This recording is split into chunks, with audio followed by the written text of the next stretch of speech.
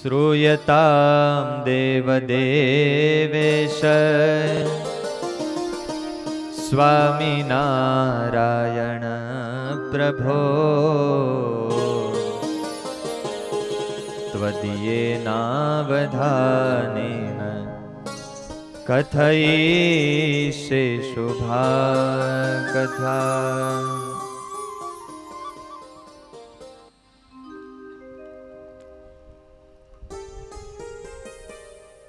સદગુરુ મુક્તાનંદ સ્વામી એમણે વાલા ભક્તજનો આ સત્સંગી જીવનના મહાત્મ્યનું આલેખન કર્યું છે.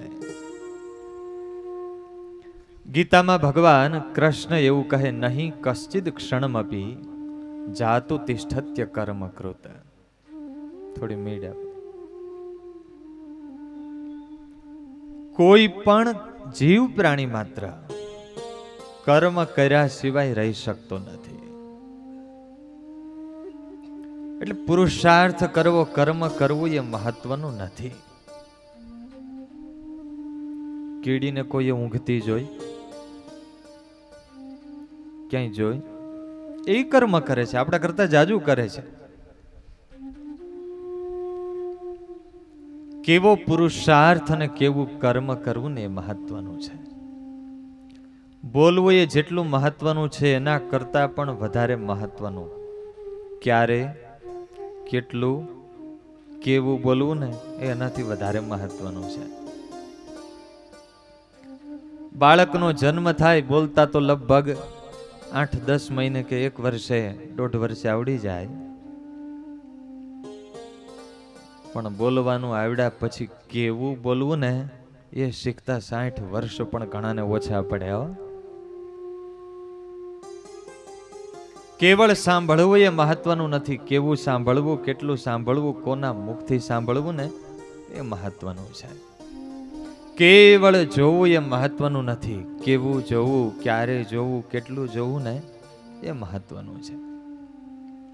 કેવળ ખાવું, પેટ ભરવું એ મહત્વનું નથી, ક્યારે ખાવું, કેટલું ખાવું, કેવું ખાવું. નાનું બાળક હોય ને જમવાની ડીશ હોય, 32 પ્રકારના ભોજન હોય, પણ એનો હાથ સીધો ક્યાં પડે? પાપડ ઉપર ને કા વેફર્સ હોય તો એના ઉપર પડે. ગોપાળાનંદ સ્વામીએ લખ્યું છે વાતોમાં, શરીરના 4 ભાગ કરવા. 2 ભાગમાં અનાજ, 1 ભાગમાં પાણી અને 1 ભાગ હવાની હેરફેર માટે ખાલી રાખો. 180 ની સ્પીડમાં ગાડી જતી હોય, બ્રેક મારો મારો તોય આવશે. બોલો જય સ્વામિનારાયણ.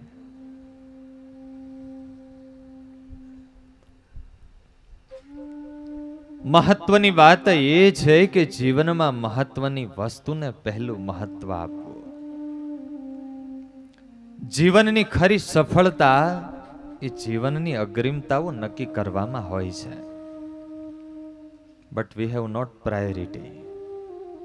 મોટા ભાગના માણસો પાસે પ્રાયોરિટી હોતી નથી કે જીવનમાં કઈ વસ્તુને મુખ્ય રાખવી. પુરુષાર્થ ઘણા કરીએ છીએ, પણ કયો પુરુષાર્થ પેલા કરવા જેવો છે કે કયો પુરુષાર્થ ખરો છે? ત્યારે સાંખ્ય શાસ્ત્ર આપણું એવું કહે છે, તાપત્રય અત્યંત વિનાશાય પુરુષાર્થ. એ જ પુરુષાર્થ ખરો પુરુષાર્થ છે કે જેનાથી દુઃખ માત્રની નિવૃત્તિ થઈ જાય. પણ આપણને બધાને છે ને એન્ટીબાયોટિકમાં જ રસ છે, આયુર્વેદિકમાં બહુ રસ. ટેબ્લેટ લો, જલ્દી સાજા, ભલે એ રોગ દબાઈ જાય. જીવ પ્રાણી માત્રની દુઃખ મિટાવવા માટેની જે મહેનત છે ને એન્ટીબાયોટિક દવા જેવી છે. દર્દ થયું, ઔષધ લીધું, થોડી વાર માટે દબાઈ ગયો રોગ.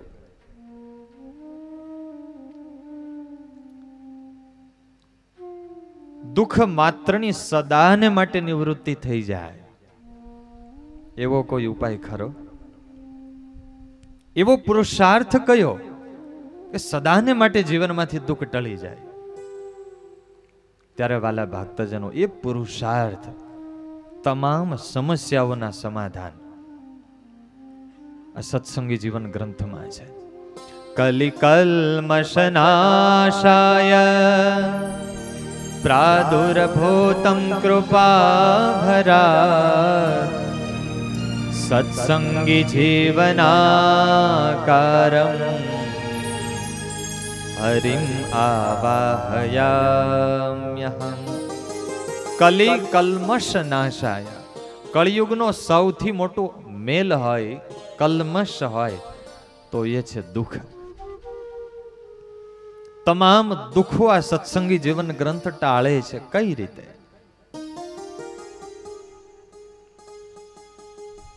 એક ખેડૂત બાવળીએ ચડેલો, એક સાધુ મહારાજ ત્યાંથી પસાર થયા.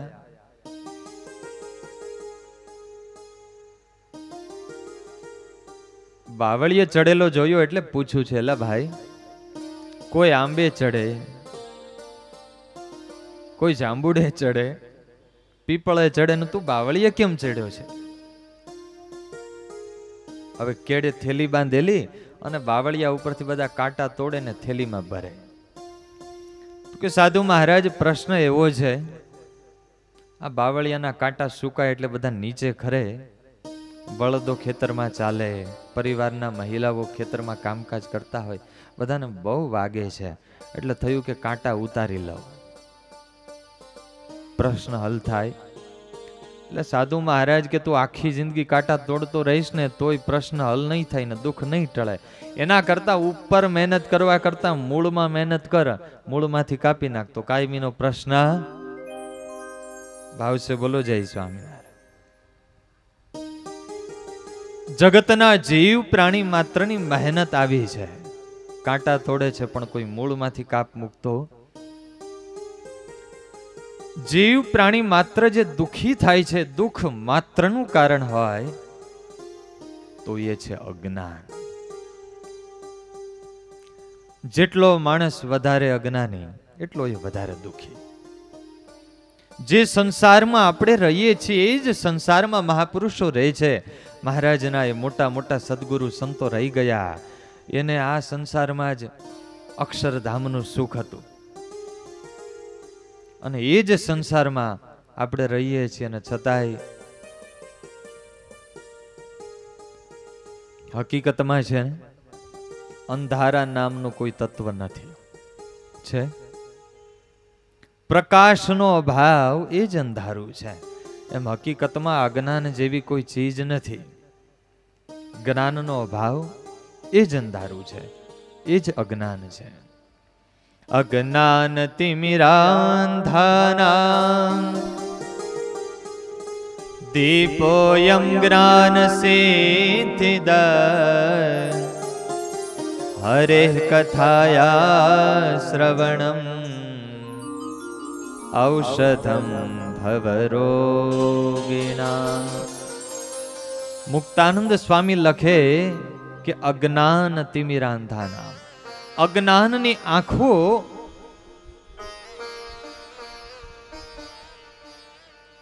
ઉપર જેને અજ્ઞાનનું આવરણ છે એના માટે દીપોયમ જ્ઞાન સિદ્ધિદ. આ ગ્રંથ છે ને દીપક જેવો છે.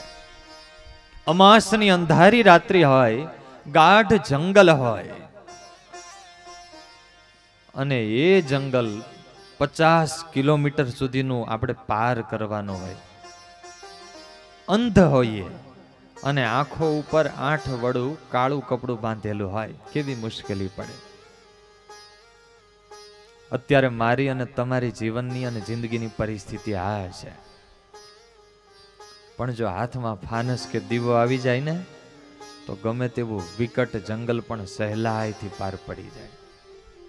અજ્ઞાન તિમિરાંધાનાં દીપોયમ જ્ઞાન સિદ્ધિદા. આ ગ્રંથ વાલા ભક્તજનો એવો છે, દીપ તુલ્ય છે. આને સહારે કોઈ ચાલે ને તો જીવન સહેલાઈથી પાર પડી જાય. હરે કથાયા શ્રવણમ ઔષધમ ભવરોગિણાં. માણસ તંદુરસ્ત છે, સ્વસ્થ છે,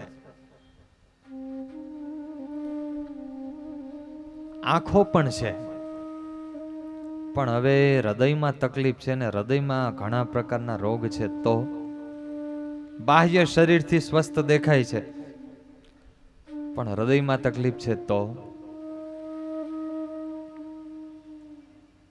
આજે દુનિયાની દશા કેવી છે ખબર છે? સાઈડના મોનિટર આપો. મુંબઈની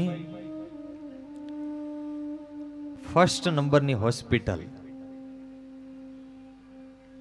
પર ડે નો 1 લાખ રૂપિયાનો ચાર્જ હોય એવી વીઆઈપી હોસ્પિટલ હોય, અને એમાં કોઈ શ્રીમંત માણસ એડમિટ થયો હોય, બધી લક્ઝરિયસ વ્યવસ્થા હોય, સમયે સમયે 5 વ્યક્તિ એની સેવા માટે હાજર હોય, એના માટે જે ફૂડ આવતો હોય, જમવાનું એ પણ ગરમા ગરમ બધું અપ ટુ ડેટ આવતો હોય, તો માણસને એમ થાય કે અહીંયા બહુ મજા છે, રોકાઈ જઈએ. દર્દીને એમ થાય.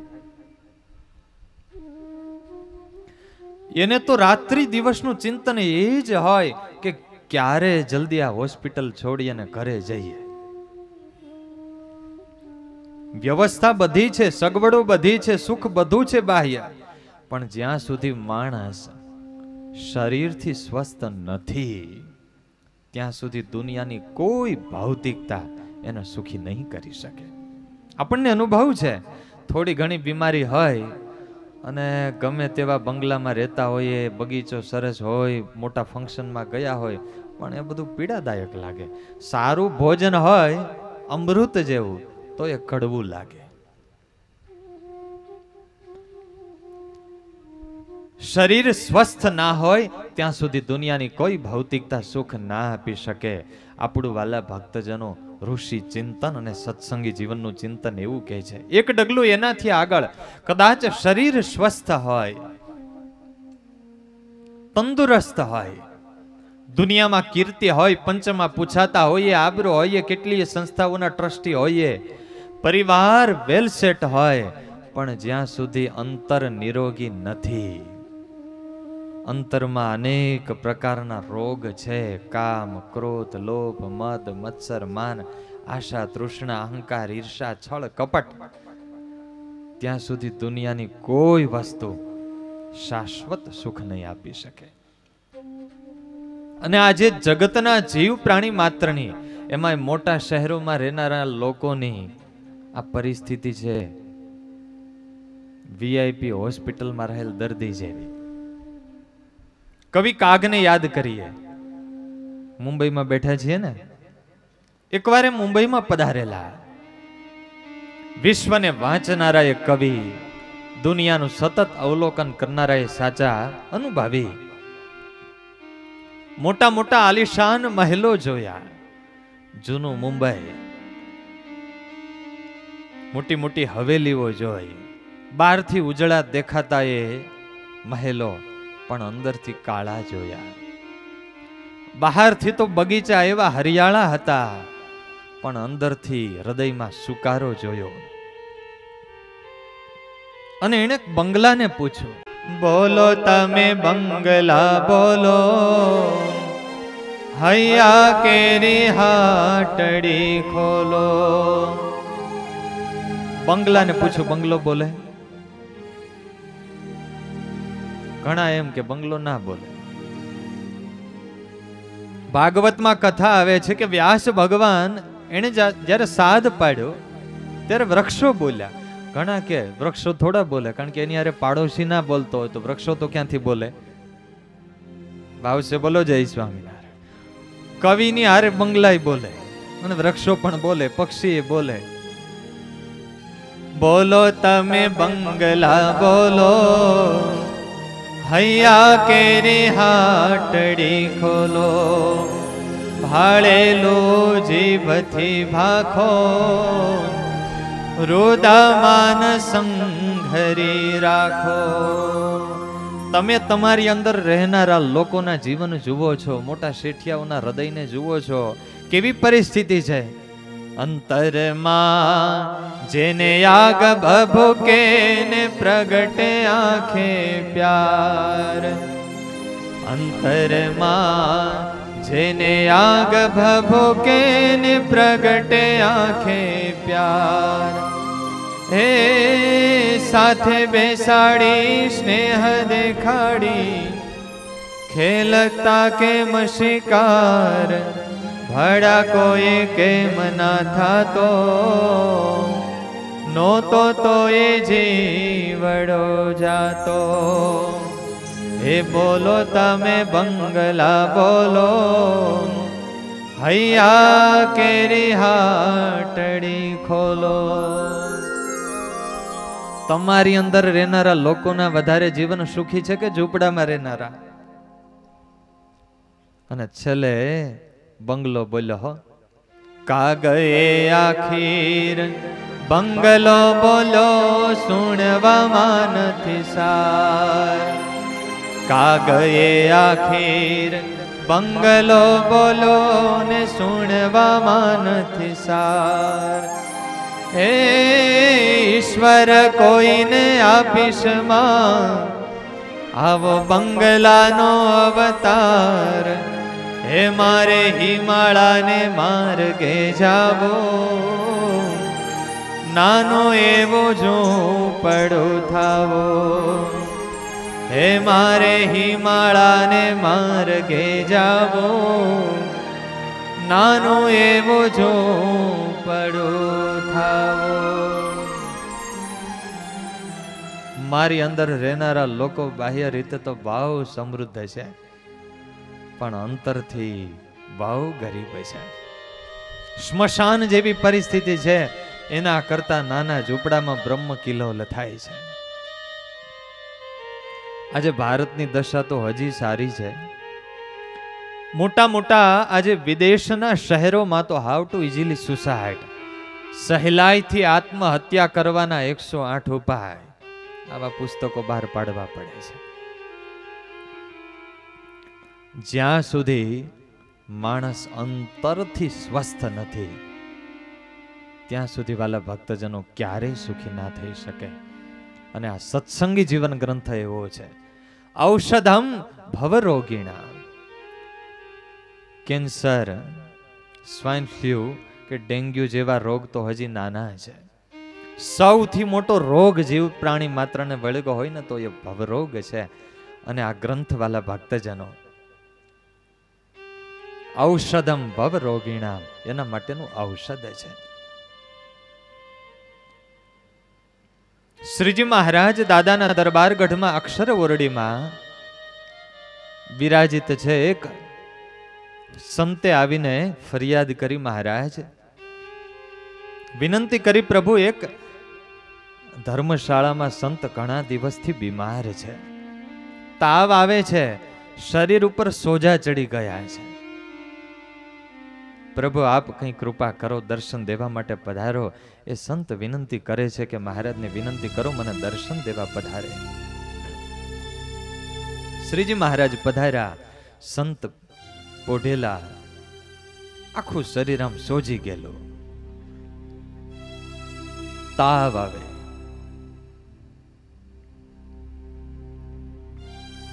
સેવામાં રહેલ સંતોએ કહ્યું, મહારાજ જેટલા વૈદ્યના નામ સાંભળ્યા ને બધાના ઔષધ કર્યા છે, કોઈ ઔષધ લાગુ નથી પડતું. શ્રીજી મહારાજ હસવા લાગ્યા.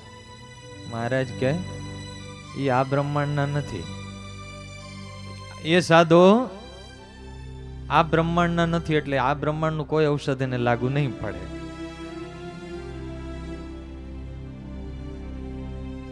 તમારા લોકનું ઔષધ લાગુ નહીં પડે. એને માટે તો હવે છે ને, એ જ્યારે એને ભૂખ લાગે ને તો 3 દિવસની ખાટી છાશ, એમાં લોટ ઘોળી થોડું મીઠું નાખીને એ પાજો.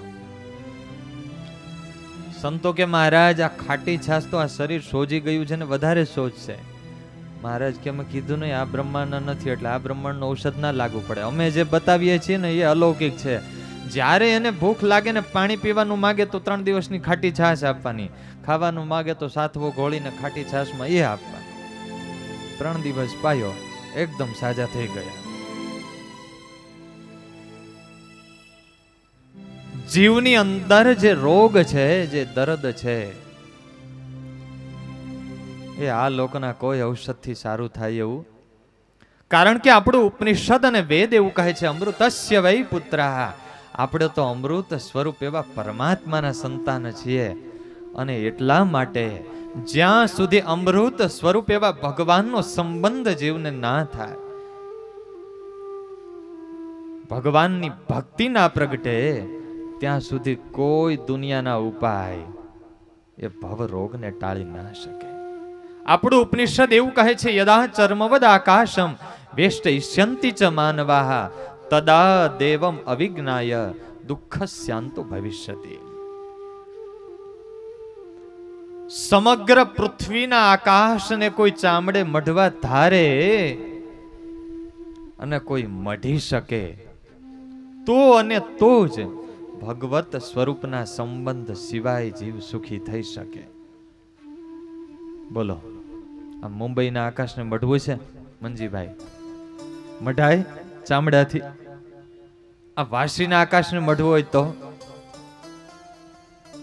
યદા ચર્મવદ આકાશમ વેષ્ટયિષ્યન્તિ ચ માનવાહ, સમગ્ર સૃષ્ટિના આકાશને જો ચામડાથી મઢી શકાય તો અને તો જ ભગવાનને જાણ્યા વિના, એના સંબંધ વિના જીવ સુખ મેળવી શકે. અને એટલા માટે દેવાનંદ સ્વામીએ પંક્તિમાં લખ્યું કે અમે પણ એક દિવસ રોગી હતા, પણ સહજાનંદ સ્વામી રૂપી વૈદ મળ્યા અને એણે એમના સ્વરૂપ રૂપી, એમની ભક્તિ રૂપી એવું ઔષધ પાયું, અમને નિરોગી કરી દીધા. દર્દ મિટાયા મેરા દિલ કા, દર્દ મિટાયા મેરા દિલ, મોયે ઔષધયમ મૃત પાયા રે, દર્દ મિટાયા મેરા દિલ કા, દર્દ મિટાયા મેરા દિલ કા.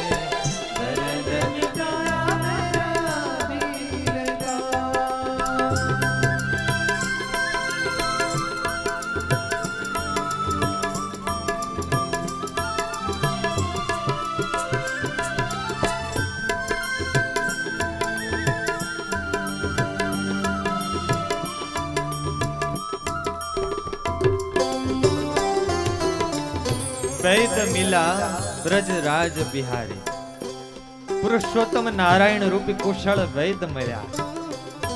એને પોતાનું સ્વરૂપ અમને ઓળખાયું અને હૃદયમાં એનો સાક્ષાત્કાર થયો ને, જન્મો જન્મના રોગ ટળી ગયા. ગયા રોગ મન ભયા રે નિરોગી, ગયા રોગ મન રોગ મન ભયા રે નિરોગી,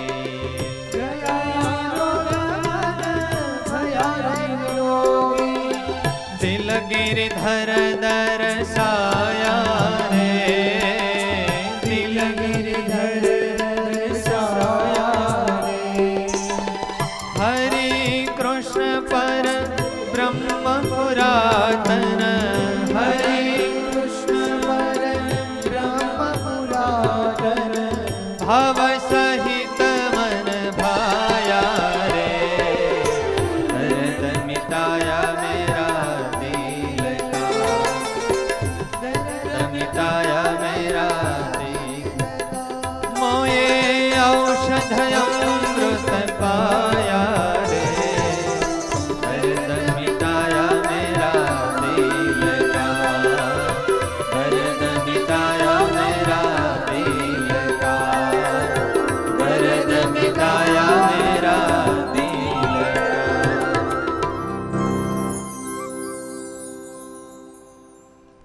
કયું ઔષધ સારું? કોઈ બીમાર હોય, બે લાક્ષણિકતા હોવી જોઈએ. એક તો આરોગ્યપ્રદ હોવું જોઈએ અને રસપ્રદ હોવું જોઈએ. દર્દી બીમાર હોય પણ હવે એવા મોટા ટીકડા કડવા આપે, પણ પેલી ચગળવાની મીઠી ગોળીઓ આપી હોય તો કે તો વાંધો નહીં. અને એમાંય ડોક્ટરે એમ કહ્યું હોય તમારા રોગ છે ને એનું બહુ સારું ઔષધ છે. કડવો લીમડો પીવાનો કહે તો તકલીફ થાય, પણ એમ કે તમે ગીર ગાયના પેંડા બનાવીને ખાશો ને એટલે દર્દ મટી જશે, તો કે તો વાંધો નહીં, આવશે બોલો જય સ્વામિનારાયણ. એમ જ્ઞાનની વાતો, વૈરાગ્યની વાતો, કેવળ કોરી તપની વાતો છે ને એ કડવા લીમડા જેવી છે. પણ વાલા ભક્તજનો, આ સત્સંગી જીવનમાં જે ઔષધ જે બતાવ્યું છે સતાનંદ સ્વામીએ, ભગવાનના એવા મધુરા લીલા ચરિત્રો અને એના સહારે સામાન્ય કક્ષાથી માંડીને બ્રહ્મરૂપ સુધીની અવસ્થાની જે વાતો કરી છે એ મીઠા ઔષધ જેવી છે. માં છે ને દીકરાને ગોળી પાય, પણ હવે કડવી દવા હોય એટલે દીકરો પીવે નહીં, એટલે પેંડા બનાવી અને એમાં પછી મૂકી દે, અંદર નાખી દે. છોકરો હોંશે હોંશે પેંડા ખાઈ જાય અને માં પછી પૂછે બેટા પેંડા ખાઈ ગયો? હા માં ખાઈ ગયો. એની અંદર કઈ નીકળું નહોતું ને માં નીકળું ને ઠળ્યો, એ તો મેં કાઢી નાખ્યો. સમજાય છે ને? એટલે ઘણા દર્દી એવા હોય પેંડા તો ખાય પણ ઠળિયા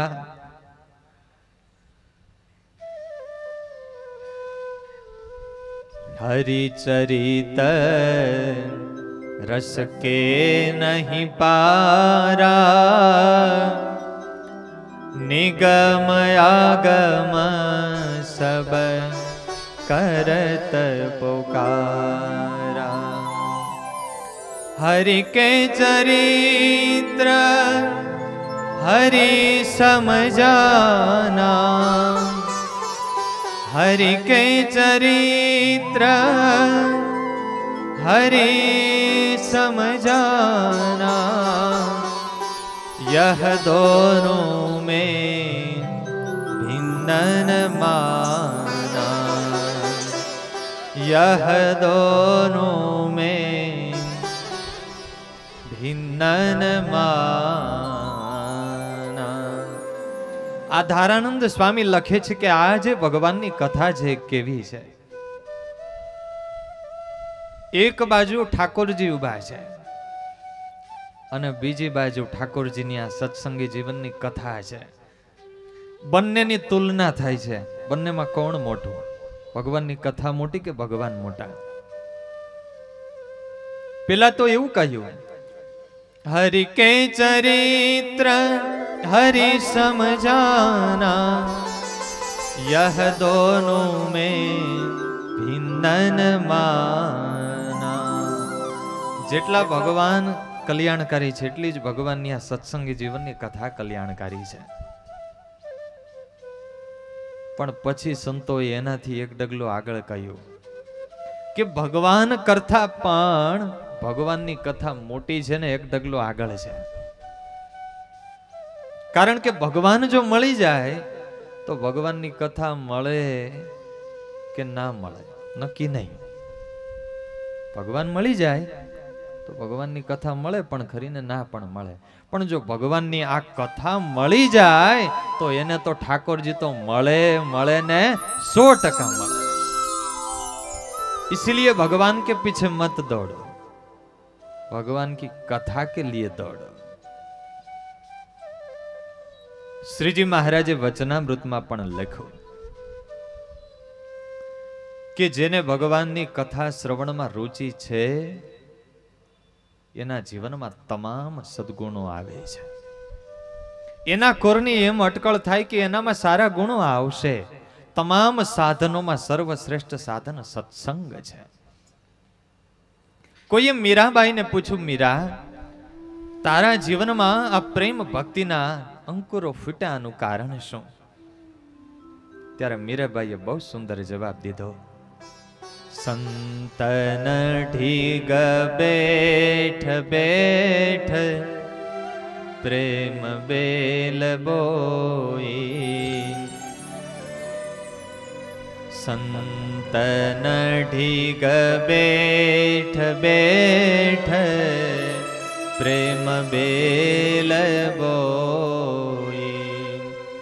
અબ તો બેલ ફેલ ગઈ, અબ તો બેલ ફેલ ગઈ. આનંદ ફલ હોઈ મેરે તો ગિરિધર ગોપાલ. એવા પ્રેમી સંતોના મધ્યમાં બેસી અને ભગવાનની કથા સાંભળીને એટલે મને જીવનમાં બધું મળી ગયું. એક પ્રશ્ન પૂછો, કોઈને વ્યસની થવો હોય રમેશ ભગત તો શું કરવું પડે? દારૂડિયા થવું હોય, હમણાં ચૂંટણી હાલે છે ને, એક બરાબર પીને ઘરે ગયો,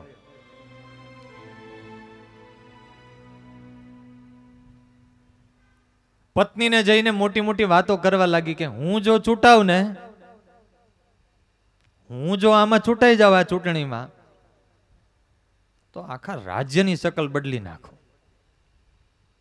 એના પત્ની કે આ પેલા લેંઘો બદલો, સવારનો મારો પહેરીને આટા મારો છો, પછી રાજ્યની શકલ બદલવાની વાત કરજો.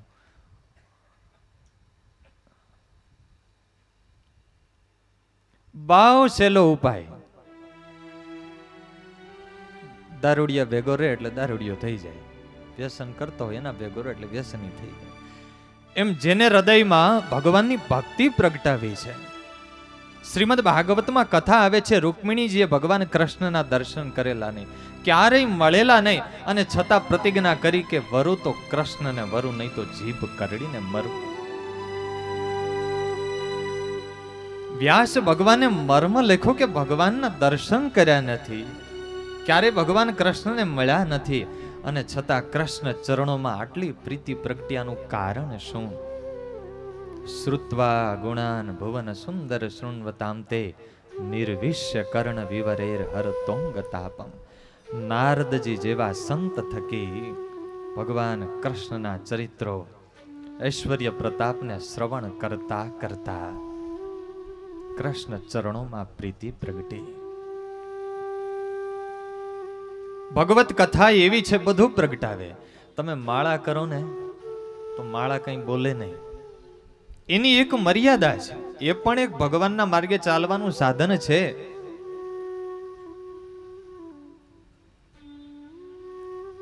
સેવા કરો તો એમાં પણ ઘણા પ્રકારના દુર્ગુણો છે. સેવામાં સ્વભાવ વધે, અહંકાર આવે, બીજા પ્રત્યે તોછડો ભાવ થઈ જાય, તિરસ્કાર થાય. ભજનમાં તો કે દેહાભિમાન વધે. જો ને બીજા તો કોઈ બેસતા નથી ને હું તો જોવો કેટલી માળા કરું છું, કોઈ બેસે છે આવીને લટાર મારીને ઠાકોરજી આગળ આમ લટક સલમ કરીને જતા રહે છે, એમાં અભિમાન આવે. સેવામાં અભિમાન આવે, સ્વભાવ વધે. બીજા જે કઈ સાધનો છે, દાન પુણ્ય છે, તો એમાં પણ કંઈક કંઈક દુર્ગુણો છે. માળા કરો તો માળાનું જ ફળ મળે, દંડવટ કરો તો દંડવટનું જ ફળ મળે, દાન પુણ્ય કરો તો એનું જ ફળ મળે. પણ એક આ ભગવાનની કથા એવી છે, કથામાં બેસો ને તો માળાનો મહિમા આવે, તો કથામાંથી માળાની શરૂઆત થાય. કથામાં બેસીએ, ભગવાનના ચરિત્રો ને ભક્તોના ચરિત્રો સાંભળીએ તો એમાંથી દંડવટનો મહિમા આવે તો દંડવટની શરૂઆત થાય. સેવાનો મહિમા આવે તો સેવા જીવનમાં આવે, સેવાનું અંગ પડે, ધ્યાન ભજનનું અંગ પડે, ઠાકોરજીનો મહિમા સમજાય, સંતોનો મહિમા સમજાય, ભક્તોનો મહિમા સમજાય. એક આદર્શ ઉચ્ચ જીવન જીવવાની પ્રેરણાઓ આમાંથી મળે કે બ્રહ્મ સ્થિતિને પામ્યા પછી પણ મોટા મોટા મુક્તોએ, મોટા એવા એકાંતિક ભક્તોએ શું કર્યું છે. કથારૂપી એક બીજ એવું છે કે એમાંથી બીજા અનેક અધ્યાત્મના બીજો અંકુરિત થાય છે. ઔષધમ ભવરોગિણામ, કથાને અમૃતની ઉપમા આપવામાં આવી છે. અમૃત જે પીવે ને એ અમર થાય. અમર થાય એટલે મૃત્યુથી રહિત થાય. પણ આ કથામૃત વાલા ભક્તજનો એવું છે કે જન્મ મરણથી સદાને માટે આત્માનું સાચું અમરત્વ એને પ્રદાન કરે. તો પ્રશ્ન થાય કેટલું પીવું? 5 લીટર, 10 લીટર, 15 લીટર? આ કથામૃત એવું છે, એકાદ અમૃત નું બુંદ પણ જો આવી જાય ને, આ તો અમૃતનો કળશ છે. અમર થવા માટે કઈ અમૃતના ઘડા ના પીવા પડે, એકાદ બુંદ. એમ આ કથામૃત એવું છે, હૃદયની સાચી શ્રદ્ધા અને ભક્તિભાવથી જો કોઈ સાંભળે તો શતાનંદ સ્વામીએ લખ્યું શ્લોકાર્ધમ શ્લોક પાદમ વા, અડધો પાદ પણ સમજાઈ જાય તો એ ધન્ય થઈ જાય. મુહૂર્તમ વા તદર્ધમ વા ક્ષણમ વાસ્ય શુભામ કથા, એક ઘડી, અડધી ઘડી સાચી મુમુક્ષુતાથી સાંભળે તો એનું જીવન ધન્ય થઈ જાય. તો ઘણાને પ્રશ્ન થાય કે અમે તો ઘણાને જોઈએ છે, 2-5 નહીં 50 પારાયણો સાંભળી હોય અને છતાં પાછા એવા ના, હે કઈ ફેર ના હોય. હકીકત એવી છે વાલા ભક્તજનો, આ દુનિયાનું કોઈ શાસ્ત્ર, કોઈ સદગુરુ, કોઈ વક્તા, કોઈ પ્રવક્તા કોઈને સુધારી શકતું નથી, કોઈને બદલી શકતું નથી, જ્યાં સુધી વ્યક્તિની સ્વયંની બદલવાની ઈચ્છા ના હોય ત્યાં સુધી. દુનિયામાં કોઈ કોઈને સુધારી શકતું નથી, બદલી શકતું નથી. પણ વાલા ભક્તજનો, એ વાત સાચી છે, પણ જો વ્યક્તિ સ્વયંને બદલવા ઈચ્છે અને ધારે અને એ ભાવથી કથામાં બેસે તો એને દુનિયા પણ બદલવામાં રોકી શકતું નથી. એટલે એ ભાવથી બેસે, મારે મારા ભગવાનના સ્વરૂપને સમજવું છે. જે મહારાજની હું ભક્તિ કરું છું એ મહારાજનું સ્વરૂપ કેવું છે, એનો મહિમા કેવો છે. જે સંતોનો સત્સંગ કરીએ છીએ, જે સત્સંગમાં રહીએ છીએ, એ સત્સંગનો શું મહિમા છે. મહારાજના સમયમાં થયેલા એ નંદ સંતો, એમણે આ સત્સંગના પાયામાં આપેલા બલિદાન, એમણે સત્સંગને માટે આપેલા સમર્પણ, એ મારે સમજવા છે, યાદ કરવા છે. મહારાજ વખતના એકાંતિક ભક્તોના આદર્શને મારે સમજવા છે. એવા ભાવથી આ સત્સંગી જીવનની કથામાં બેસે તો 5 દિવસમાં ધન્ય થઈ જાય.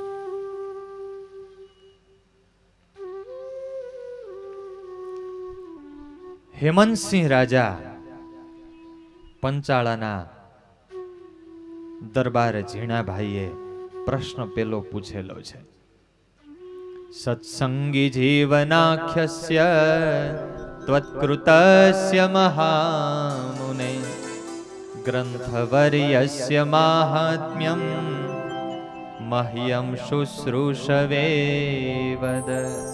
આ સત્સંગી જીવનનો મહિમા શું છે? વાલા ભક્તજનો,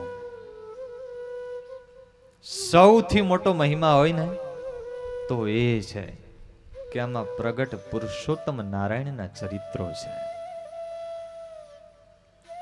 ભારત વર્ષના અધ્યાત્મ જગતના ઇતિહાસમાં અનેક અવતારો થયા, તેના ચરિત્રો, ઐશ્વર્ય પ્રતાપ લખાયા,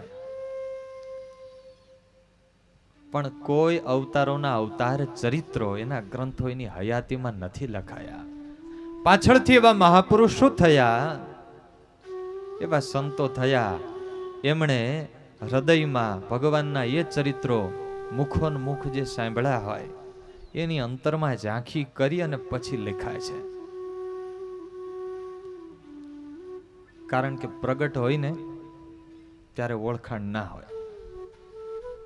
ભગવાન રામ જ્યારે હયાત હતા, લોક કલ્યાણને માટે પ્રભુ પધારેલા, છતાં કેટલા જીવોએ ભગવાનને ભગવાન તરીકે સ્વીકાર્યા. હે, આમ ગણતરી માંડો ને તો આંગળીના વેઢાઈ વધે. ભાવશે બોલો જય સ્વામિનારાયણ. હા, રાજા તરીકે કુશળ રાજા છે એવું ઘણા માનતા હતા. કૃષ્ણ અવતારમાં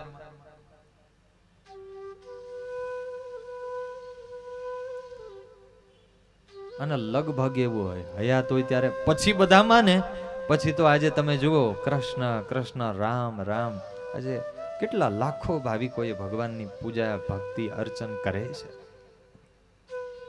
પણ વાલા ભક્તજનો, હયાત હોય અને ઓળખાઈ જાય તો એ ધન્ય થઈ જાય. દુર્લભ, મળવું એ દુર્લભ છે. અગમ, અને મળ્યા પછી હયાતીમાં ઓળખી લેવું ને એ દુર્લભ છે. અને જો ઓળખાઈ ગયું તો અમોઘ, પછી એ જીવ ધન્ય થઈ જાય. મા બાપ હયાત હોય ત્યારે મહિમા હોય? હે, ના હોય. અને પછી જેવા જઈને શ્રદ્ધાંજલિ સભા ભરાય એટલે પછી તો ફૂલના ઢગલા કરે, આખો આટલો જાડો હાર લઈ આવે અને અગરબત્તીના આખા સેવા કરી હોય તો રાજી થાય, અને સેવા ના કરી હોય, કોઈ દી સામે ના જોયો હોય તો ફોટામાંથી આમ બહાર ન નીકળે, પણ મનમાં એમ કે જો બહાર નીકળવાની તક મળે ને તો આ હારનો ઘા કરું.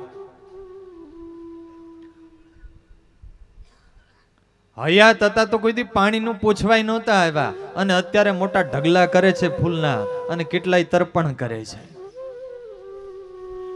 કદી વૃદ્ધ માત પિતાનો ન પુત્રે ભાવ પણ પૂછો.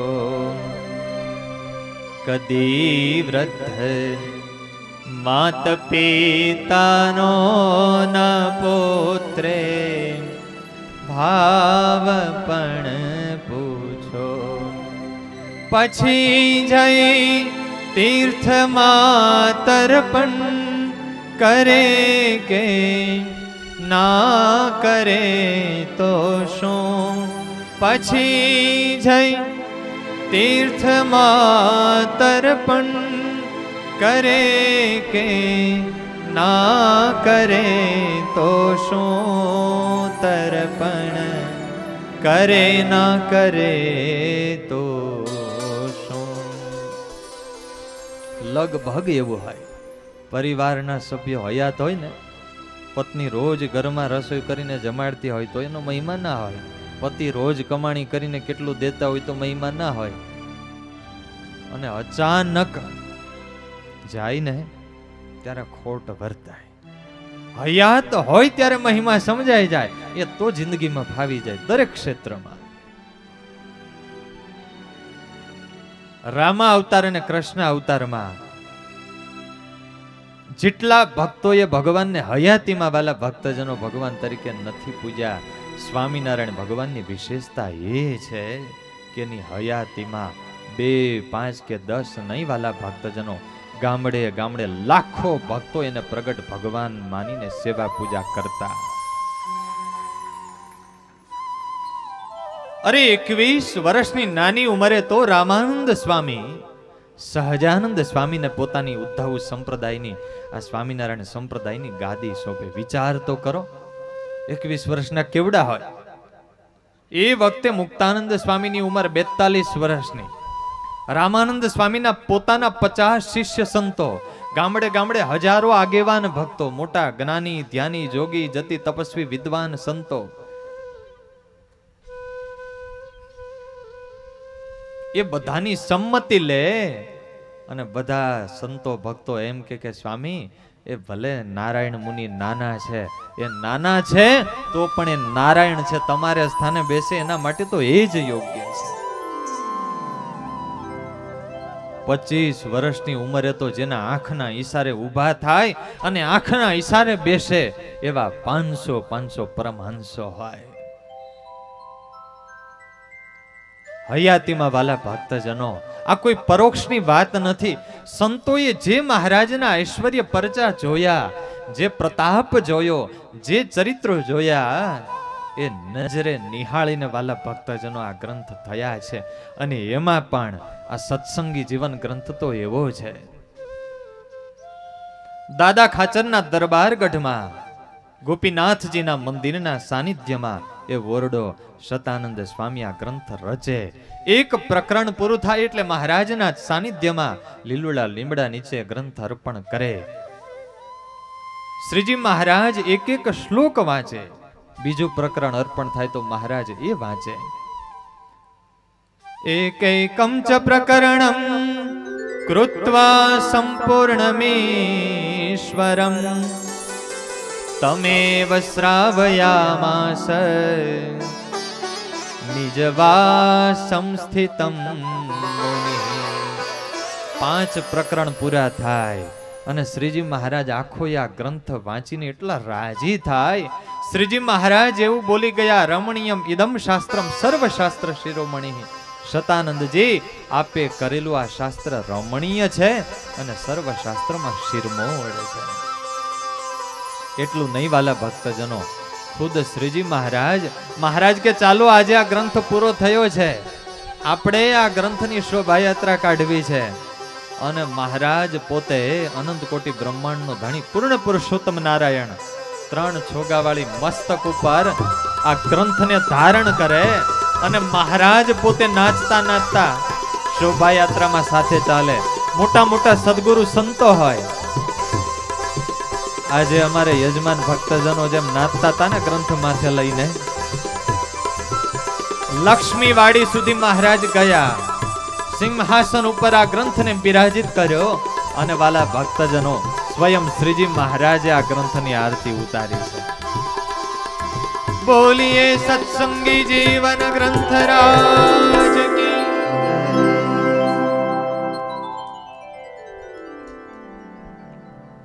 પ્રગટ પુરુષોત્તમ નારાયણના એક એક ચરિત્રોને નજરે નિહાળી અને શતાનંદ સ્વામી આ ગ્રંથમાં કૂથાય છે.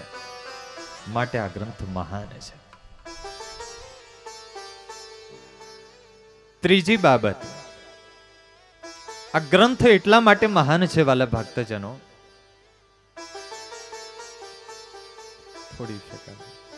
આ ગ્રંથના રચયિતા છે ને એ એટલા મહાન છે.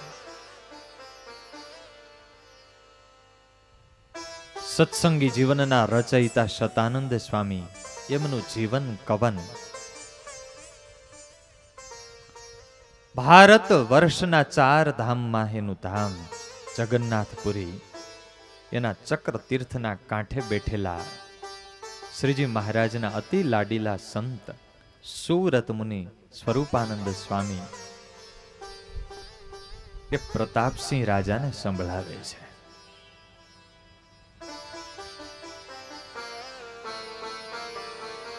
અસ્તિ ભૂમિ તલે પુણ્યા નગરે મિથિલા નૃપ તસ્યામ ભો દ્વિજવરો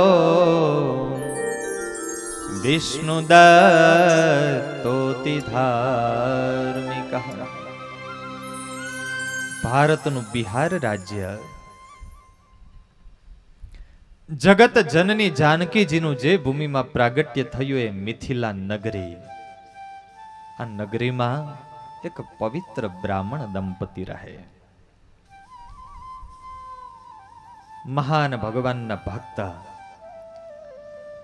ભૂદેવનું નામ છે વિષ્ણુ દત્તજી. તસ્ય પુત્ર શતાનંદો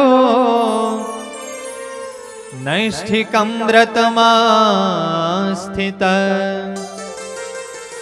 ખ્યાતો ગુણગણૈ સદ્ભી ગુરુ શુશ્રૂષકો ભવત.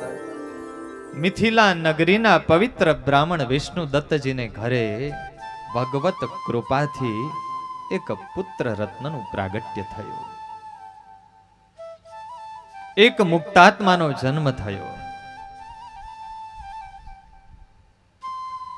દીકરો નાનપણથી એવો સંસ્કારી છે, ચેષ્ટાઓથી, બોલવાથી, ચાલવાથી દરેકને આનંદ આપે છે. એટલે માત પિતાએ ભેગા મળીને નામ પાડ્યું શતાનંદ. ભાવ છે બોલો જય સ્વામિનારાયણ. તમે બપોરે જેમાં છો તો જરા જોર સે બોલો જય સ્વામિનારાયણ. પુત્રના લક્ષણ પારણામાંથી અને વહુના લક્ષણ બારણામાંથી. બારણામાં પહેલો પગ પડે ને ત્યાં ખબર પડી જાય.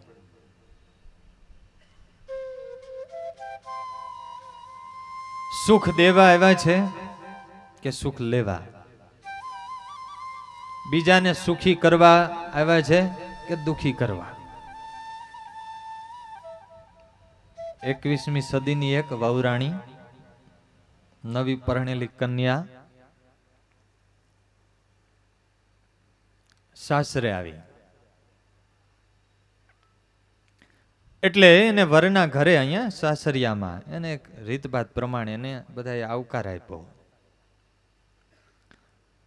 પરિવારના વડીલોએ કહ્યું છે, બેટા તમારે કંઈ, તમે આજે પરણીને આવ્યા છો, આ નવા ઘરમાં, નવા પરિવારમાં તમારે કંઈ બે શબ્દો કહેવાય છે?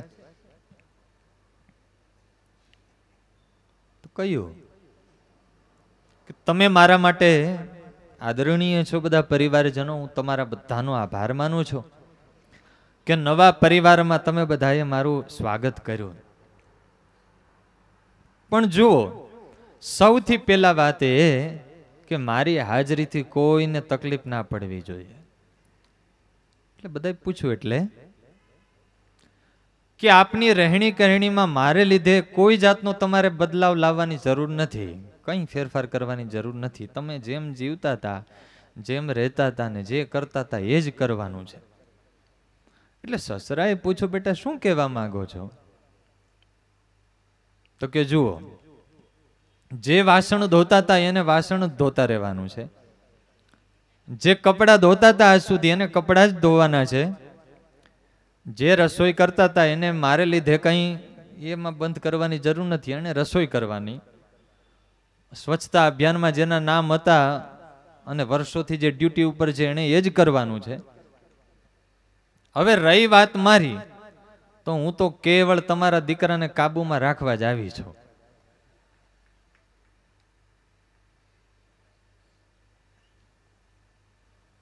આ જ વિચારધારા લઈને આવ્યા હોય, પુત્રના લક્ષણ પારણામાંથી ને વહુના લક્ષણ. પૂજ્ય ગુરુ મહારાજ એક બહુ સુંદર વાત કરે કે ખાલી દરેક દીકરી જ્યારે સાસરે જાય ત્યારે માત પિતા એને એટલી સલાહ આપે ને સૂચન આપે કે બેટા તું એક સૂત્ર લઈને જજે કે હું સાસરે જાઉં છું એ સુખ લેવા માટે નથી જતી, સુખ દેવા માટે જાઉં છું. આટલું સૂત્ર જો આપે ને તો આજે પણ ભારતમાં રામ રાજ્ય સર્જાય, આજે પણ આ ભારત વર્ષમાં સીતાઓ પ્રગટે.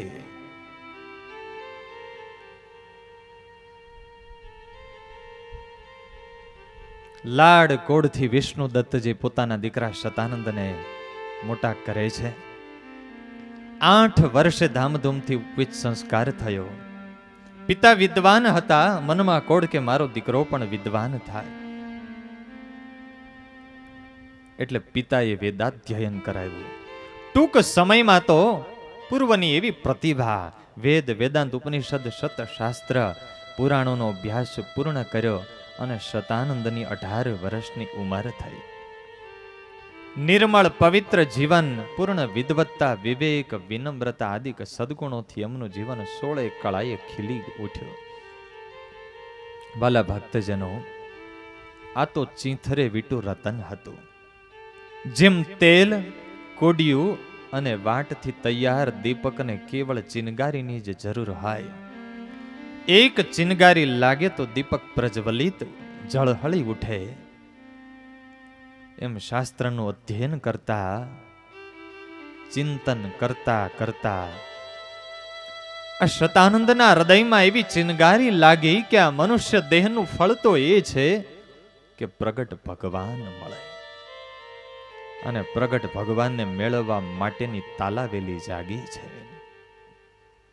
સુરત મુનિ કહે, રાજન,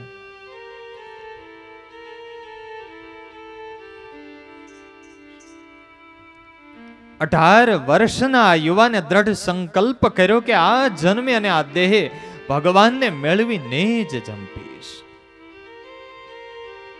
અને એ માટે યાહોમ કરવાનો સંકલ્પ અને મરણાંત પ્રતિજ્ઞા કરી. જીવનમાં વાલા ભક્તજનો ઉચ્ચ જીવનના અધ્યાત્મના લક્ષ્ય હોય ને તો આપણું જીવન આપોઆપ ઊંચું આવે. કઈ સારા સંકલ્પ ના હોય તો જ્યાં હોય ત્યાં જ રહીએ. જીવનમાં દરેક ભક્તોએ સંકલ્પ કરવો જોઈએ કે આ દેહ પડે ને એ પેલા એક વાર આ આંખોએ કરીને મહારાજના પ્રગટ દર્શન કરવા છે, અને હાથથી આ બાહુથી મહારાજને ભેટવું છે.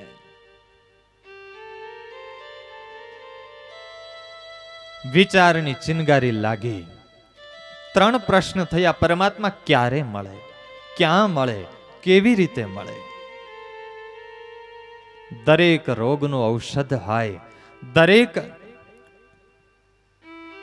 સમસ્યાનો ઉપાય હોય, દરેક પ્રશ્નનું સમાધાન હોય. અંતરની આંખ ખુલ્લી રાખીને સત્યના જો શોધક થાય તો વાલા ભક્તજનો એને તમામ સમસ્યામાં માર્ગ મળી રહે. પ્રગટ ભગવાનને મેળવવા છે.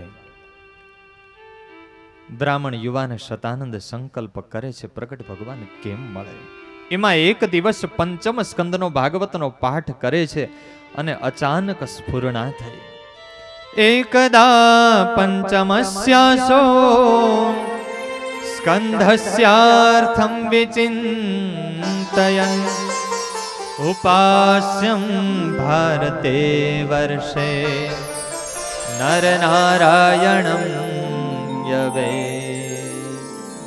ભરતખંડના મુમુક્ષુઓને માટે ભગવાન નર નારાયણ હિમાલયમાં બદ્રિકાશ્રમમાં પ્રગટ બિરાજે છે. નારદજી, ઉદ્ધવજી આદિક મુક્તો એમની સેવા કરે છે. ભગવાન ક્યાં મળે એનો જવાબ તો મળી ગયો કે ઠાકોરજી ક્યાં બિરાજે છે? હિમાલયમાં. પણ ત્યાં જવું કેમ? ત્યાંનો માર્ગ કોણ દેખાડે? હવે એ સમયે તો કઈ આજના જેવા ગૂગલ મેપ હતા નહીં. મનમાં વળી મૂંઝવણ વધી. આ બાજુ વાલા ભક્તજનો, માત પિતાના દિલમાં તો રૂપ ગુણ યૌવન પુત્રના જોઈ હૈયામાં હરખ સમાતો નથી.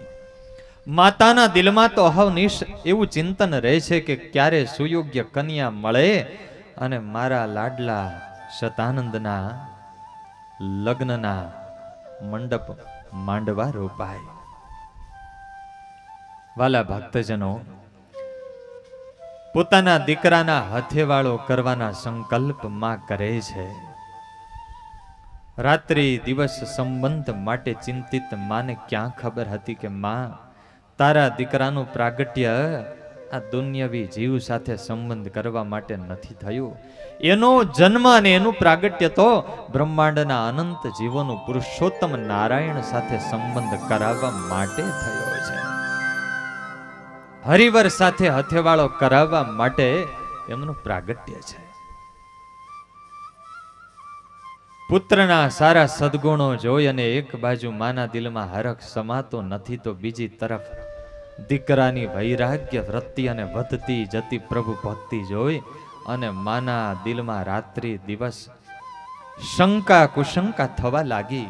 ભય લાગવા લાગ્યો કે ક્યાંક મારો દીકરો ઘર છોડીને જતો તો નહીં રહે ને. અને વાલા ભક્તજનો, જે ભય અને શંકા હતી એ જ થયું. આ બાજુ પુત્ર શતાનંદ ચિંતિત છે, બદ્રિકાશ્રમ જવું છે, કેમ જવું? અને એને શુભ સંકેત મળ્યા કોઈ ગામડાનો સંઘ તીર્થયાત્રા કરતો કરતો આ મિથિલા નગરીમાં પધાર્યો છે. ધૂન કીર્તન કરતા કરતા સંઘ ગલીએ ગલીએથી પસાર થાય છે. ચારે બાજુ પોકાર થઈ રહ્યા છે. એ બદ્રીનાથની જાત્રાએ કોઈને આવવું હોય તો હાલો ભગવાનના દર્શન કરવા. બદ્રીનાથમાં પ્રગટપણે ભગવાન નર નારાયણ બિરાજે છે.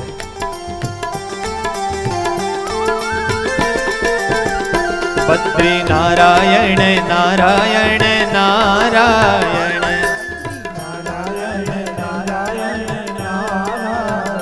બદ્રી નારાયણ નારાયણ નારાયણ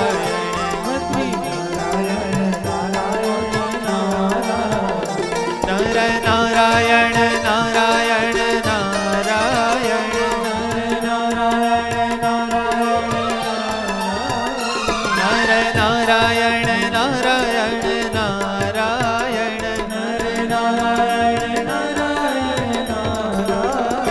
બદ્રી નારાયણ નારાયણ નારાયણ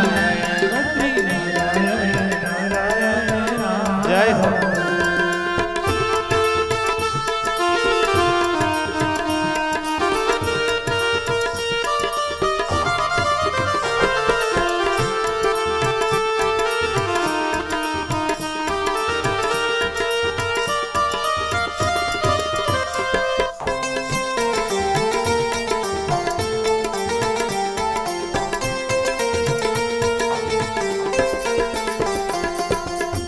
ગામના ચોરે સંઘે વિશ્રાંતિ લીધી છે. ચોરે ચૌટે ગલીએ ગલીએ હાકલો પડે છે, હાલો હાલો કોઈને બદ્રીનાથ આવવું હોય તો. શતાનંદજીએ દોટ દીધી છે. યાત્રાર્થુ સંઘના આગેવાનને પૂછ્યું છે, ભાઈ આ સંઘ ક્યાં જાય છે? બદ્રીનાથ. તો મને લઈ જશો? અરે કેમ ના લઈ જઈએ, તમે તમારા માતા પિતાને પૂછી આવો. શતાનંદજીએ દોટ મૂકી છે. ઘરે જઈને પિતાજીને પૂછ્યું છે, પિતાજી મારે બદ્રીનાથની જાત્રાએ જવું છે. દીકરાએ આટલો પ્રશ્ન પૂછ્યો ને ત્યાં પિતાના હૃદયમાં ફાળ પડી છે. પિતાએ કહ્યું છે, બેટા હું તો હા પાડું, પણ તારી માની રજા તું લઈ લે. માની પાસે આવીને પ્રણામ કર્યા છે, માના ચરણોમાં વંદન કર્યા છે. માં, મને ભગવાન બદ્રીનારાયણના દર્શન કરવાની ઈચ્છા છે. સંઘ જાત્રાએ જાય છે તો માં રજા આપો. માના દિલમાં થયું કે દીકરો જાત્રાના બાને જાય છે. માનું હૈયું એવું કહેવા લાગ્યું કે માં તારો દીકરો આજે જાય છે, હવે પાછો નહીં આવે. માએ કહ્યું છે, બેટા મારું અંતર તો એમ કહે છે કે તારા દીકરાના છેલ્લા દર્શન છે. છતાં બેટા તું ભગવાનને મેળવી, ભગવાનની ભક્તિ કરીને તારું દિલ, તારું જીવન સાર્થક કરતો હોય તો જા બેટા. હું રાજી થકા રજા આપું છું, તું તારું જીવન સાર્થક કર. ભાલમાં કંકુનો ચાંદલો કર્યો છે, ચોખા ચોડ્યા છે અને હસતા મુખે આંખોમાંથી હરખના આંસુ પડે છે. હું આજે ધન્ય ભાગી, મારો દીકરો ભગવાનને માર્ગે જાય છે. બદ્રી નારાયણ નારાયણ નારાયણ નર નારાયણ નારાયણ નારાયણ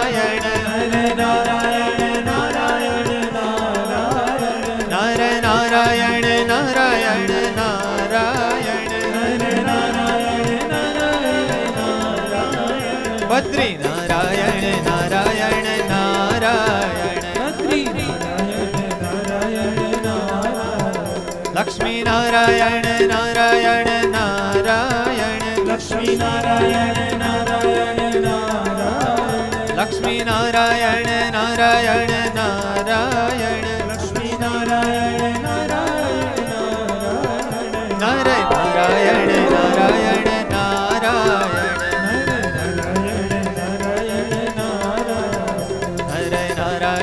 નારાયણ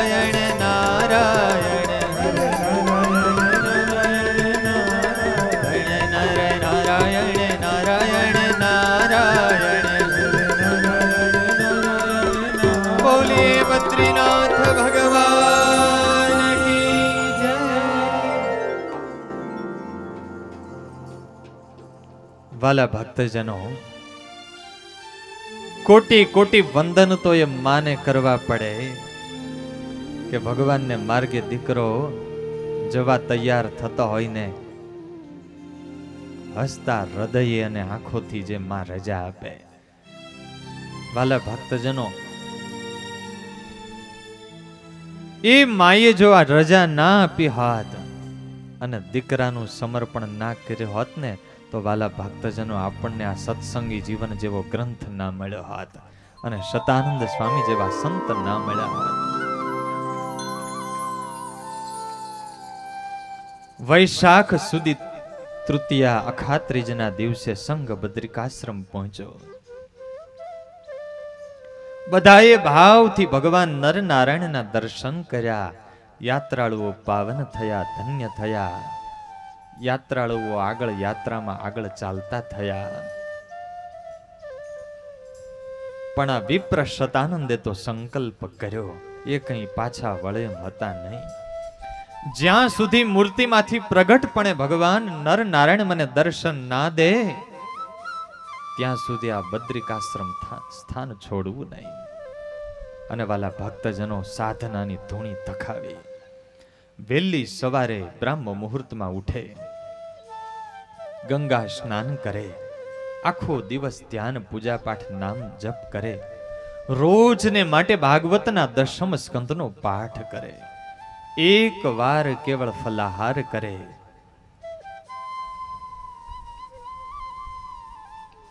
આટલી કઠિન તપશ્ચર્યા, સાધના અને ભજનનો આરંભ કર્યો. જેને ભગવાનને રાજી કરવા હોય ને વાલા ભક્તજનો, એને જોખમ તો માથે લેવું પડે, ટેવ તો પાડવી પડે. આ દુનિયાની કંઈક વસ્તુ લેવી હોય તો એના 5 રૂપિયા, 50 રૂપિયા, 500 કે 5000 રૂપિયા ચૂકવવા પડે છે. તો ભગવાનને મેળવવા માટે તો કેટલું મૂલ ચૂકવવું પડે. બ્રહ્માનંદ સ્વામીએ તો ત્યાં સુધી લખ્યું, 100 માથા જાતા સોંઘા છોગાળા. અરે આ મહારાજ મળતા હોય ને તો કદાચ 100 જન્મ દેવા પડે તો એ ઓછા કહેવાય. આમને આમ સાધના કરતા કરતા વાલા ભક્તજનો 6 મહિનાઓ વીતી ગયા. સાચા ભાવથી કોઈ આદરે ને તો ઠાકોરજી એવા દયાળુ છે. કોઈ એક વેત ચાલે તો ઠાકોરજી એક હાથ સામે ચાલે. કાર્તિક સુધી એકાદશીનો પરમ પવિત્ર દિવસ, આખો દિવસનો નિર્જળા ઉપવાસ, રાત્રિના સમયે જાગરણ કરે છે, દશમ સ્કંદનો પાઠ કરે છે. શતાનંદ વિપ્ર કડકડતી હાડ ગાળી નાખી એવી ઠંડીમાં ભગવાનનું ભજન કરે છે. એકાદશ્યામ પ્રબોધન્યા દીવા પાઠાર્ચના દિશઃ વિધાય જાગરણમ ચક્રે નિરાહારો નિષેધ.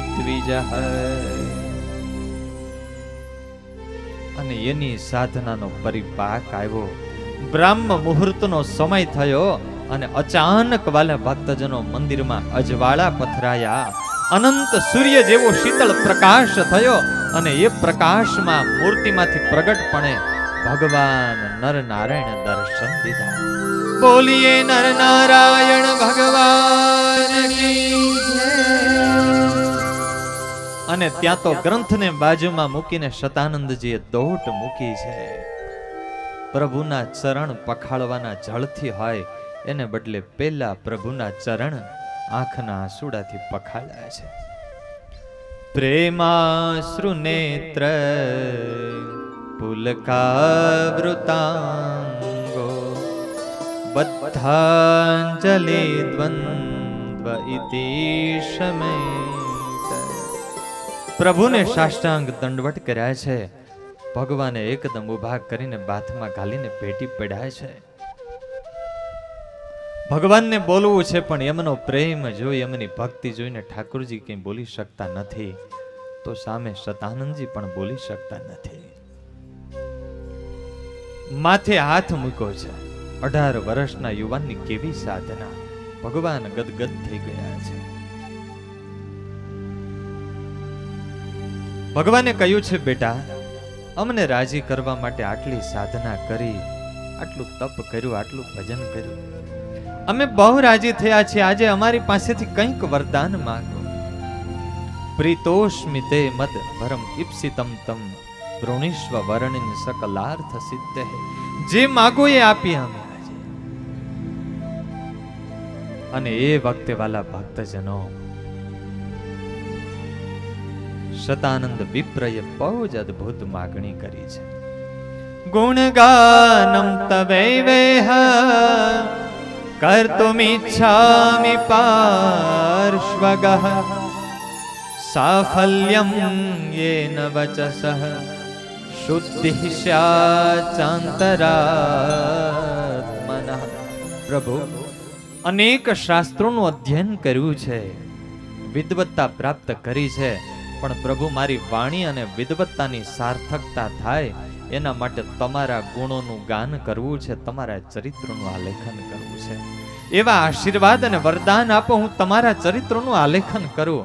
અને એ વખતે ભગવાન નર નારાયણે કહ્યું છે, બેટા, તને ખબર નથી, તમે તો પૂર્વના મૈત્રેય ઋષિનો અવતાર છો, અને તમારું પ્રાગટ્ય અમારા ચરિત્રનું આલેખન કરવા માટે નહીં. અત્યારે સર્વ અવતારી પૂર્ણ પુરુષોત્તમ નારાયણ ભગવાન સ્વામિનારાયણ રૂપે સૌરાષ્ટ્રમાં બોલતા ચાલતા વિચરે છે. તમે જાઓ, એમની પાસે જઈ એમની પાસે સાધુ થઈને રહેજો. એમના ચરિત્રોનું આલેખન કરવા માટે તમારું અવતરણ થયું છે. એ આજ્ઞા કરે ત્યારે એમના ચરિત્રોનું આલેખન કરજો.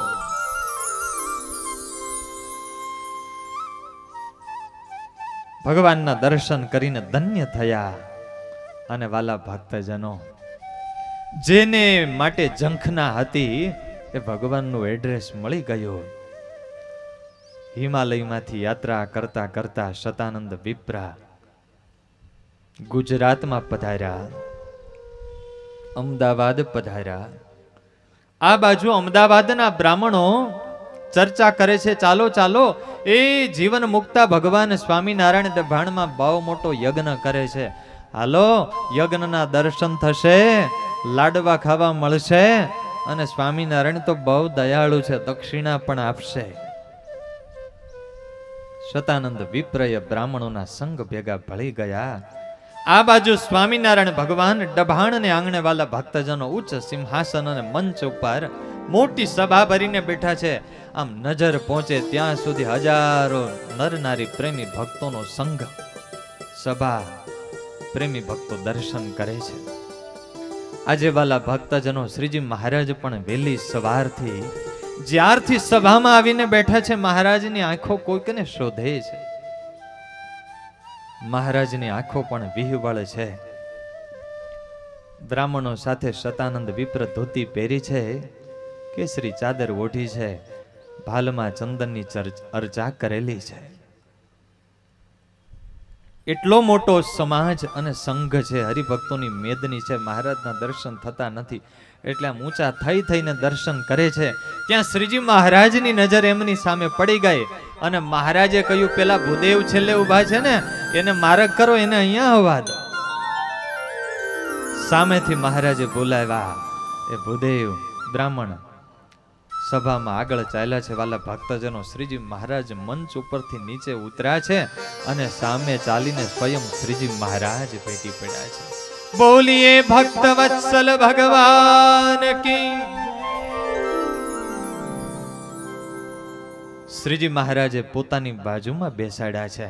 ગોપાળાનંદ સ્વામી, મુક્તાનંદ સ્વામી બધા સદગુરુ સંતોને ઓળખાણ કરાવી. એ આ પૂર્વના મૈત્રેય ઋષિના અવતાર છે, બહુ મોટા અમારા મુક્ત છે, અને અમારા ચરિત્રો લખવા માટે એ અહીંયા પધાર્યા છે. મૂળજી બ્રહ્મચારીને કીધું, બ્રહ્મચારી, આ જોગી કેટલા દિવસના ભૂખ્યા છે, લાવો કંઈક. મૂળજી બ્રહ્મચારી પેંડા લાવ્યા. પણ હવે તો આ તો અલમસ્ત દેહ દશાનું કોઈ ભાન નહીં, દેહાતી દશા. આમ મુઠ્ઠીથી પેંડા ખાવા લાગ્યા. મહારાજ કે આ જોગીને ખાતાય આવડતું નથી. પછી મહારાજે જમાડ્યા. વિહારી લાલજી મહારાજે આખ્યાન લખ્યું છે હરિલીલામૃતમાં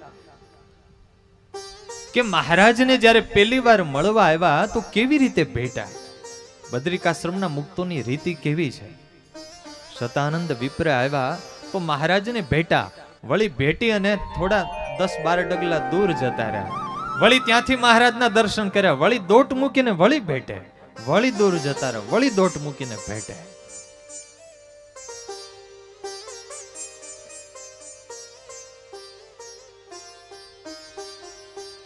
મહારાજ બહુ રાજી થયા. મહારાજને વિનંતી કરી, પ્રભુ મારે તમારા ચરિત્રોનું આલેખન કરવું છે. મહારાજે કહ્યું અત્યારે નહીં, ગઢપુરનું ગોપીનાથજીનું મંદિર થાય પછી અમે આજ્ઞા કરીશું.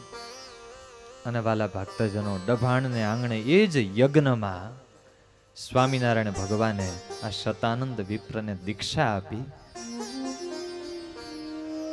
સમગ્ર જગતના જીવોને સુખી કરવા માટે, પરમાનંદ સ્વરૂપ પરમાત્માનો આનંદ આપવા માટે જે પધારેલા મહારાજને એમનું નામ બહુ ગમ્યું. એટલે મહારાજે પછી નામ બદલું નહીં, મહારાજે એ જ નામ રાખ્યું. નામ પાડ્યું શતાનંદ સ્વામી.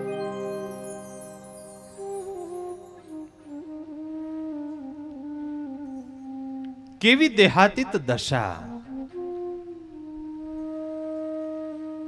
કચ્છનું તેરા ગામ શ્રીજી મહારાજ પધારેલા. પ્રેમી ભક્તોએ મહારાજના ધામધૂમથી સામૈયા કર્યા, સત્સંગ લાભ લીધો. મહારાજ જવા માટે તૈયાર થયા એટલે ભક્તોએ કહ્યું, મહારાજ કોઈ સંતોને અહીંયા મૂકતા જજો, અમને સત્સંગનો લાભ મળે, તમારી કથા ચરિત્રો મહિમાનો લાભ મળે. શ્રીજી મહારાજ તો વિદાય થઈ ગયા. 6 મહિના પછી મહારાજ પુનઃ કચ્છમાં પધાર્યા, આ તેરા ગામમાં. હરિભક્તોએ કહ્યું, મહારાજ અમે પ્રાર્થના કરી હતી કોઈ સંતોને મોકલજો, કોઈને કાં તો મૂકતા જજો. કોઈને મોકલા પણ નહીં ને મૂકતા પણ ના ગયા. શ્રીજી મહારાજ કે તમારા આ તેરા ગામમાં તો અમારા બહુ મોટા સંત છે, 6 મહિનાથી અહીંયા છે. અરે મહારાજ, અમારા ગામમાં સંત હોય તો અમને ના ખબર હોય? હવે મુંબઈમાં કોઈ સંતો પધાર્યા હોય, અઠવાડિયું રોકાય તો ખબર તો પડી જ જાય ને કોઈ સંતો પધાર્યા છે. મહારાજ કે છે, અરે મહારાજ નથી. મહારાજ કે હાલો હું દર્શન કરાવું. જે ભગતની ઘરે આગલી વખતે મહારાજનો ઉતારો હતો, મહારાજ એને ત્યાં ગયા. ધ્યાન સે સુનના. મહારાજે પેલો ઘાસ ભરવાનો ઓરડો ખોલાયો. મહારાજ કે ઓરડો ખોલો. આખો ઘાસનો ભરેલો. મહારાજ કે આ ઘાસ બધું બહાર કાઢો. હવે બનેલું એવું, 6 મહિના પહેલા મહારાજ પધાર્યા શતાનંદ સ્વામી મહારાજની સાથે. સ્વામીને થયું કે થોડી વાર મહારાજનું ધ્યાન કરવું છે, ક્યાંય એકાંત જગ્યા મળે તો. આ ઓરડો ખાલી, બેસી ગયા. હવે સ્વામીને તો એવી સ્થિતિ, ધ્યાન કરતા કરતા સમાધિ લાગી જાય તો કઈ ભાન ના રહે, ખાવા પીવાનું કઈ ના જોઈએ, કઈ જરૂર ના પડે. હરિભક્તોને થયું કે થોડું વરસાદી વાતાવરણ છે, ખેતરમાં ઘણું ઘાસ પડ્યું છે, તો ચાલો ભરી દઈએ. એ જ રાત્રે ગાડા લાવી અને બધું ઘાસ એ ઓરડામાં ભરી દીધું. હવે આજની જેવી ઇલેક્ટ્રિસિટી નહીં. હવે આજે 6 મહિના પછી શ્રીજી મહારાજે ઘાસ જ્યાં બહાર કઢાવ્યું, ત્યાં તો ખૂણામાં વાલા ભક્તજનો સમાધિ દશામાં શતાનંદ સ્વામી બેઠા છે. 6 મહિના સુધી જેને અનજળની જરૂર ના પડે. આ ગ્રંથ વાલા ભક્તજનો કોઈ સામાન્ય લેખક કે વિદ્વાનની રચના નથી. આવા મહા મુક્તરાજ એમની કલમે લખાયેલો ગ્રંથ છે, માટે મહાન છે.